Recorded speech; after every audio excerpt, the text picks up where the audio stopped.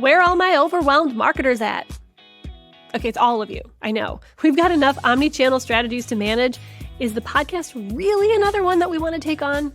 Yes. A big, fat yes. Trust me. But we're going to make it way less overwhelming for you. I promise. You don't have the manpower, the resources, or the time to build content for your diverse audience. I get it. But think again. I'm Lindsay Chepkema, a lifelong marketer and proud CEO and co-founder of Casted, the B2B marketing platform for brand podcasters. And I've teamed up with experts across the top sales and marketing teams in the world to detail each of the 5 stages of this maturity curve and what you can do to launch and grow a show with confidence. This is How B2B Podcasts Grow Up, an original series from Casted. You learned about building the team, the process, and the personal skills necessary to grow your podcast well beyond a single RSS feed. Because that's what we're all after, right? We want to make a genuine connection with our audience and make the show so appetizing that they share it with others that they know would be interested.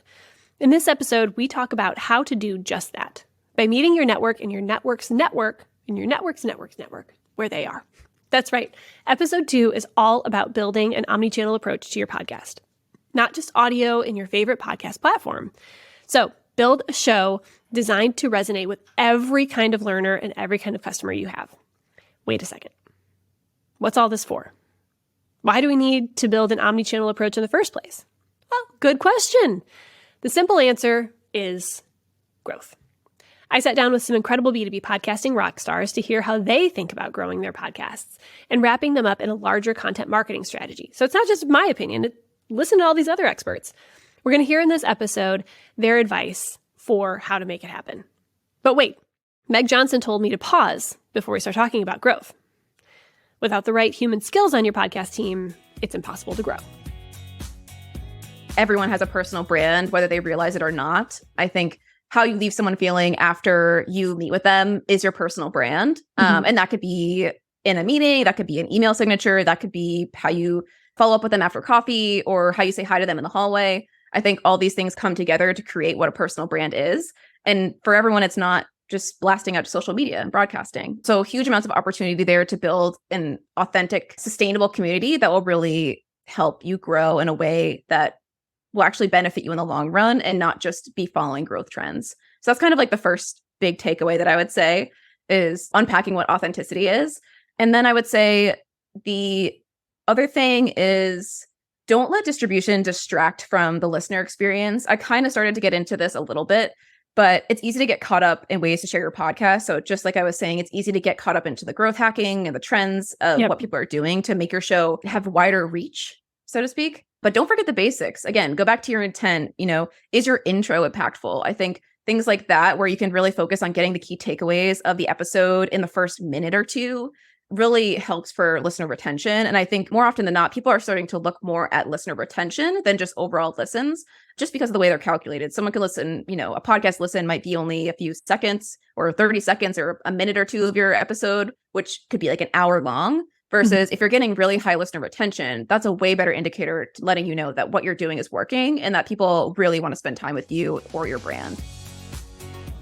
It's true. Without the right personal approach to your podcast, how can you expect to grow the show and the audience? When I think about why would someone listen to this podcast or this episode even, right? I care about the topic. I care about the company name. It's a big name. I'm curious what they're doing over there.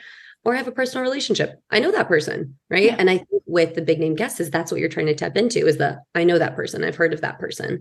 But what we found is actually some of the best performing episodes are just the topic hits home. So I would say it's kind of reassuring to hey, if you don't have the budget right now to go out and get all of the big A-list celebrities that you might dream of interviewing, that's totally okay. Focus on what problems does your audience have and bring on guests that have already walked through them and maybe are coming out on the other side with some learnings and just give them a place to share. So, why would someone listen to your podcast? You just heard from Jordan Feise at Gong, who recommends going back to the first principles, focus on what problems they have, and create credible content that helps them, your audience, overcome those problems. Simple, right? Maybe simple, but not easy. But this is exactly what Jordan and her team at Gong put into practice. Growth is no accident. Gong and our expert guests on the Amplified Marketing Podcast put their foot to the pedal and expand their audience and their reach. But what exactly did they do to flex their content muscle and increase listenership? Here's Peter Mahoney, the General Manager of Marketing Performance Management at Planful. He talks about the success of their podcast and of their entire content marketing strategy. So we started the podcast that we have now called The Next CMO.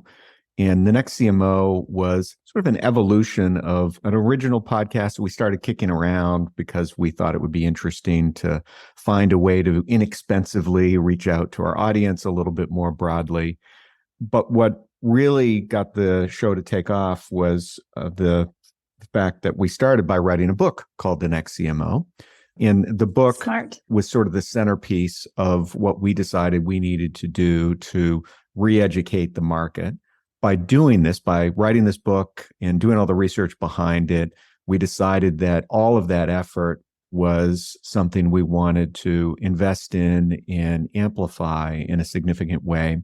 So we really created a lot of extensions to the idea of the next CMO. We started with a book. We have a blog. We have a podcast. And we actually created a community around the next CMO. And the goal, again, was to really lean into this audience and engage them in all the different ways that we thought would be interesting to engage them in. Content centerpiece, marketing extensions. What are we going to call this content model? Meg Johnson has a pretty good idea. The next piece of advice I have for you on content marketing is to reuse, repurpose, and repeat. And by doing that, you create what I like to call a content carousel. Now, you might be familiar with this topic as I did go on the Casted podcast to talk about how OpenView does this. So there are deeper examples in there if you want to go check it out on their blog or on their podcast. But I will give a brief rundown of what I mean by content carousel. The way that I look at it is that all of the pieces of our marketing strategy are like horses on a carousel, or dragons or rabbits or whatever theme carousel you want to have. The first horse is the content. So whatever you're building this content carousel around. In this case, let's use the example of the Build podcast with Blake Bartlett. So horse number one is the podcast, which focuses on bringing in people who are excited to talk to us and share their insights on something that they're very enthusiastic about. Horse number two is our blog. And so as you can see, our content fuels our blog. Horse number three is our newsletter. This newsletter then points to horse number four, which is our social media channels. Then, see where I'm going with this, our social media channels, horse number four, goes all the way back to horse number one, which is the content. And that's completing one cycle on the content carousel. The idea here is that you'll get someone to hop on your carousel wherever they see fit. Maybe they're a blog reader, maybe they're a podcast listener, maybe they're following you on social, wherever they find you, again, building that consistency. And wherever they hop on, they're able to continue that journey around the content carousel. And now, before you know it, they're singing your tune. Then, once you have this content carousel, you're able to add a horse, take away a horse, experiment, iterate, and improve upon it, while already having these people happily on the carousel, giving you feedback all along the way. Content carousel. Maybe a marketing merry-go-round? Content carousel. Trademark that, Meg. Get on it. Trust me. Let's go deeper, Meg. You mentioned your unique audience will jump on your content carousel when they resonate with a piece of content in their wheelhouse. For example, I'm a podcast junkie, obviously, so I prefer to listen to a podcast from my favorite brand than watch their YouTube videos. That's my preference. So how did you create different formats and content for your OpenView unique audience? I joined in 2020, and so they already had a huge library of incredible episodes. I kind of inherited this already good podcast and wanted to make it great. So first thing I did was make one consistent host. And the effort behind that was with that and a video series, we would be increasing Blake's visibility and his personal brand by having two multimedia programs coinciding together. So March 2020, we also started our other multimedia series, which is PLG123, which is primarily a LinkedIn and YouTube-based video series. It's focused on product-led growth news, and Blake kind of gives his hot take every week. It has really fun graphics and is very engaging. It's 2 minutes or less. It's kind of like a snapshot of what's going on hot in tech that week. And we have actually just crossed over 100 episodes of the PLG 123, which is very exciting. Yeah. And it's just been so cool to see how far we've come since our like 10-minute long episodes filmed on an iPhone to right now. I feel like we can look at the last maybe 20 or 30 videos and see like our style and our voice really come through, which is exciting. And really the efforts of having both the PLG 123 video series and the Build podcast, both being hosted by Blake, was to use the two mediums as a way to connect with the people he wants to connect with, but how they want to be connected with. So, not everyone is on YouTube or is on LinkedIn wanting to watch a video, but everyone drives a car or goes to the grocery store or is mowing their lawn and could use something insightful to listen to. And so I think that both podcasting and video, while a lot of people try to pit them against each other, I think that they're both really powerful levers and should be strategically utilized in a way to reach people how they want to be reached. Perfect. If you want to expand from your podcast into video, Meg is your girl. Kara Singer of Oak Street Funding is also repurposing and is a master at it. Here's how she recommends getting more bang for your podcast buck. Let's package everything up that we can and use it also as a way to entice partners to work with us. So we're not just saying you can come on and be a podcast guest, but we'll do a podcast episode of your founder story. We'll also film a webinar, a podcast, and then all of those things will be transcribed. And our content writer takes the transcription and turns them into blogs. And from those blogs, embedding different audiograms or videograms into them to make them be able to be consumed various ways. And then taking key takeaways, putting them on social media, tagging these leaders, and then sending it out in an email as well. So one conversation with us can help amplify our brand and another person's brand, almost like sevenfold for each asset, which has been really exciting, not only for us because we get so much content out of each asset, but it's great to see how it all works together. 7x content ROI on each podcast episode? That's bananas. CMO of Planful, Rowan Tonkin, takes a slightly different approach to a similar result. Here's how his team gets even more value of every single executive interview.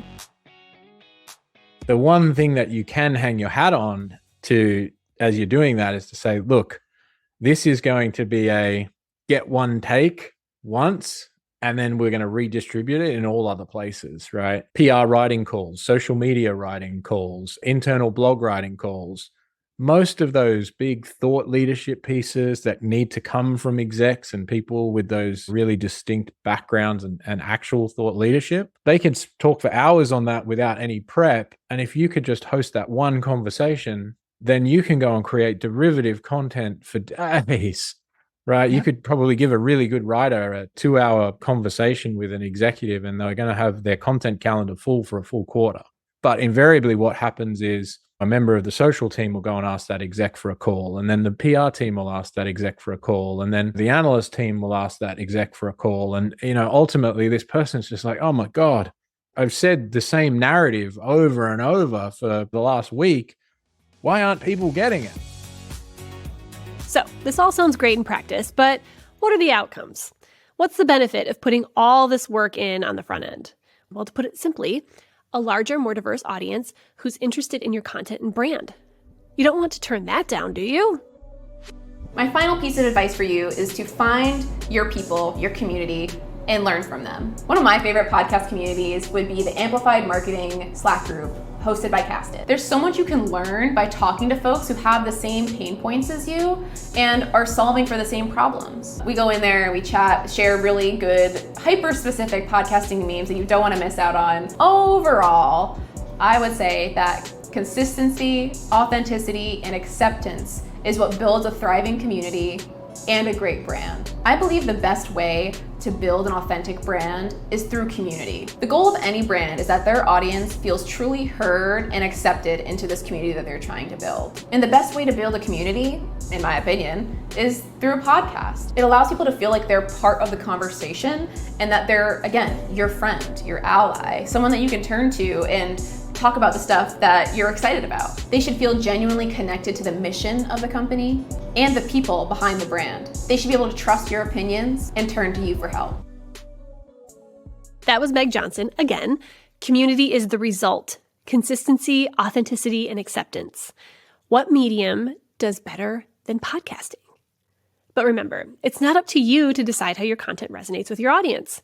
Give them the opportunity to hop on board through whichever content mode or format or methodology makes them feel seen, heard, valued, entertained, informed, excited, all the things. Because Gong has built such a strong community around their Reveal podcast. You shouldn't be surprised to see that Gong, the podcast network, in your podcast listening app soon. I think eventually the Gong podcast network is a part of that. Ooh. Multiple shows. This is definitely still just like in Jordan's brain, a vision. No, Just an idea, not an announcement. Yeah. Mhm. yeah, exactly. Thank you. But I do think that would be amazing as Gong, the platform, starts to enable more and different audiences and industries. It's going to be a discussion for us to talk about. Do we have all those discussions on one podcast? Does that make sense? Are they going to be relevant to the same audience? I'm very sensitive to that. And the audience that we've built up here's an easy one. Like, okay, let's say we have Gong for CS or Gong for marketers. Is it all just Gong for go to market? Or do we start splitting that up and having the marketing conversations over here, the CS conversations over here, and the sales conversations over here? Because at the end of the day, those audiences all care about similar things, but when you get in the nitty-gritty, it's a little bit different, right? Yep. And so we can have more focused Like conversations. how niche do you want to go? Yeah. Exactly. And I think that's kind of where the magic happens. As the audience expands, the shows expand to meet their unique interests. Boom.